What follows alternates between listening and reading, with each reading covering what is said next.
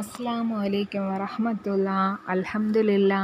എല്ലാവർക്കും പുതിയ വീഡിയോയിലേക്ക് സ്വാഗതം. ഇന്നിവിടെ പറയാൻ പോകുന്ന വിഷയം അൽഹംദുലില്ലാ, മാഷാ അല്ലാ, വിശുദ്ധമായ മുഹറത്തിലെ ആദ്യ 10-ൽ ഈ മനോഹരമായ ഒരു നിസ്കാരം നിങ്ങൾ നിർവഹിച്ചാൽ നിങ്ങൾക്ക് ലഭിക്കുന്ന മഹത്വങ്ങൾ എന്തൊക്കെയാണെന്ന് അറിയാമോ? അല്ലാഹു റബ്ബുൽ ആലമീൻ വല്ലാതങ്ങ് നമ്മെ അങ്ങ് സ്നേഹിക്കും. പടച്ചവൻ്റെ സ്നേഹം ലഭിക്കും, പാപങ്ങൾ പൊറുക്കും, നമ്മുടെ ആഗ്രഹങ്ങളൊക്കെ സാധിക്കും.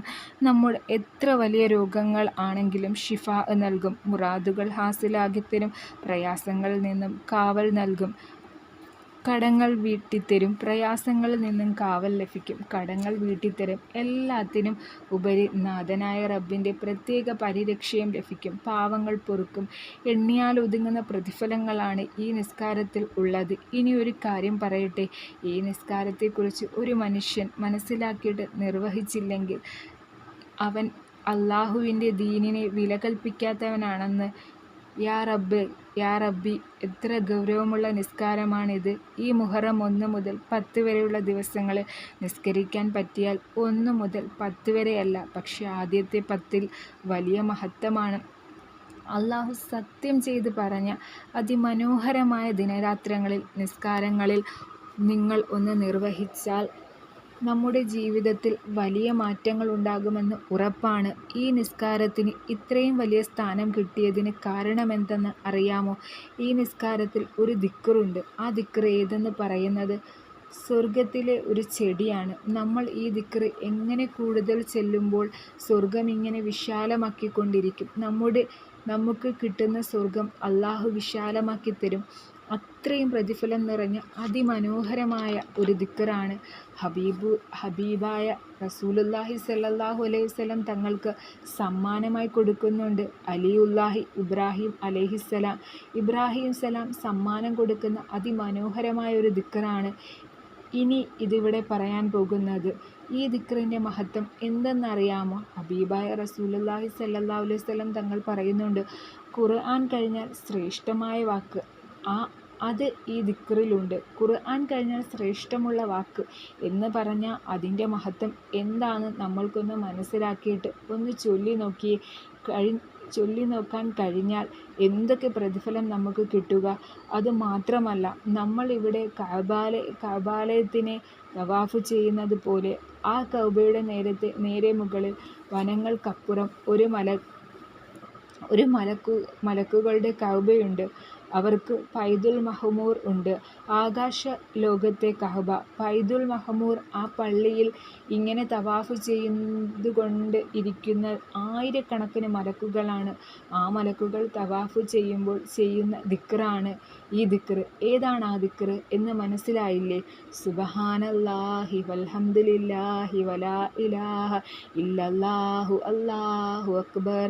സുബ്ഹാനല്ലാഹി വൽഹംദുലില്ലാഹി വലാ ഇലാഹ ഇല്ലല്ലാഹു അല്ലാഹു അക്ബർ. സുബ്ഹാനല്ലാഹി വൽഹംദുലില്ലാഹി വലാ ഇലാഹ ഇല്ലല്ലാഹു അല്ലാഹു അക്ബർ. മനസ്സറിഞ്ഞ് ഈ നിസ്കാരം ഒന്ന് നിർവഹിച്ചു നോക്കിയേ. ഏതാണ് ആ നിസ്കാരം? തസ്ബീഹ്. മുഹറം മാസത്തിലെ 10 ദിവസങ്ങളിൽ ഏതെങ്കിലും ഒരു ദിവസം തസ്ബീഹ് നിസ്കരിച്ചോ, നമ്മുടെ എല്ലാ നിസ്കാരത്തിനും ഉണ്ടെന്നേ.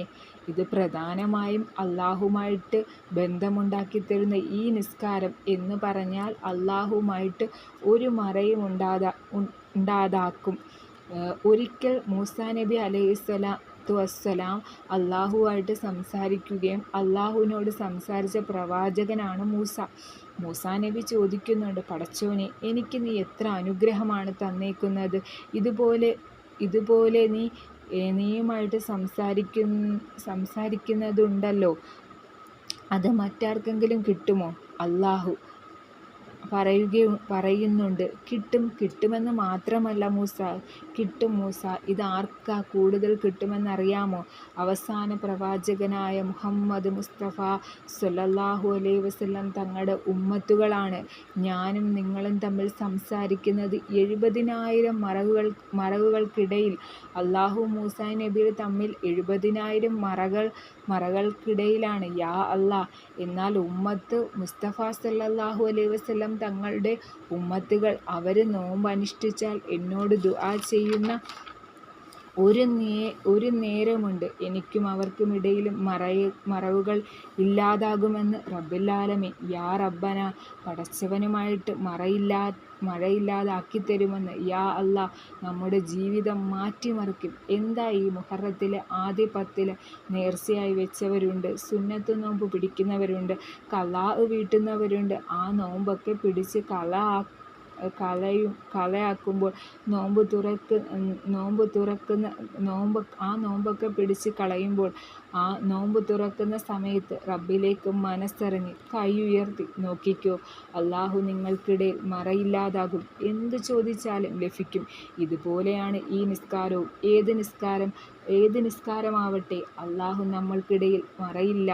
ഈ നിസ്കാരം കൃത്യമായി നിർവഹിക്കുന്നവർ അള്ളാന്റെ ആളുകൾ. അവരുടെ ഖബർ പോലും സുഗന്ധപൂരിതമായി തരും. ഈ തസ്ബീഹ് നിസ്കരിക്കുന്നതിലൂടെ, സുന്നത്ത് നിസ്കരിക്കുന്നതിലൂടെ അള്ളാഹുടെ ഇഷ്ടം നിങ്ങൾക്ക് ലഭിക്കും. അള്ളാഹുവിൻ്റെ ഇഷ്ടം നിങ്ങൾക്ക് ലഭിച്ച ഖബറിൽ പോലും സുഗന്ധത്തോട്ടങ്ങളാണ് ലഭിക്കുക എന്നത് അള്ളാഹുവിൻ്റെ ഖുർആനിൽ. അപ്പോൾ അവരുടെ ആഖിറത്തെക്കുറിച്ചോ മഹ്ശറയെക്കുറിച്ചോ ഒന്ന് ചിന്തിച്ചു നോക്കിക്കോ. ഇന്ന് മുഹറം 3-ാമത്തെ ദിവസത്തിൽ നമ്മൾ കടക്കുമ്പോൾ ഇനി 10 ആവാൻ കുറച്ച് ദിവസങ്ങൾ അല്ലേ ഉള്ളൂ. ഈ ദിവസങ്ങളിൽ ഒരു തവണയെങ്കിലും നമ്മളൊന്ന് നിസ്കരിച്ചു നോക്കി. ആഴ്ചയിൽ ഒരിക്കലെങ്കിലും നിർവഹിച്ചു നോക്ക്. അത് വലിയ മഹാഭാഗ്യമാണ്. പകൽ സമയത്ത് നിസ്കരിക്കുന്നത് ഏറ്റവും നല്ലത്. 4 റക്അത്ത് നിസ്കാരത്തിലാണ് സുന്നത്ത്.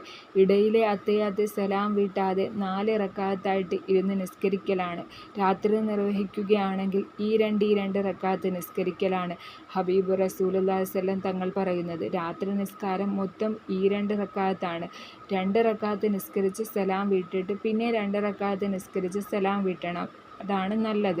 ഈ നിസ്കാരത്തിൻ്റെ മഹത്വം അറിഞ്ഞിട്ട് നിസ്കരിക്കാത്തവനുണ്ടെങ്കിൽ ഒരു പ്രാവശ്യമെങ്കിലും ഈ ദീനിനെ വില കൽപ്പിക്കാത്തവനാണെന്ന്. ഈ നിസ്കാരം കൊണ്ട് അറിഞ്ഞുകൊണ്ടോ അറിയാതെയോ രഹസ്യമായോ പരസ്യമായോ ചെയ്തു പോയ പാവങ്ങൾ ഈ ഒരൊറ്റ നിസ്കാരം കൊണ്ട് അങ്ങ് പുറത്തു തരും. എനിക്കും നിങ്ങൾക്കും നിസ്കരിക്കാൻ അള്ളാഹു തൗഫീക്ക് നൽകി അനുഗ്രഹിക്കുമാറാകട്ടെ. ആമീൻ. ഈ വീഡിയോയിലൂടെ നിങ്ങൾക്ക് എന്തെങ്കിലും അറിവ് ലഭിക്കുന്നുണ്ടെങ്കിൽ ഒന്ന് സബ്സ്ക്രൈബ് ചെയ്ത് ലൈക്ക് ചെയ്ത് സപ്പോർട്ട് ചെയ്യണേ. അസ്സലാമു അലൈക്കും വറഹ്മത്തുള്ളാഹി. അൽഹംദുലില്ലാഹ്.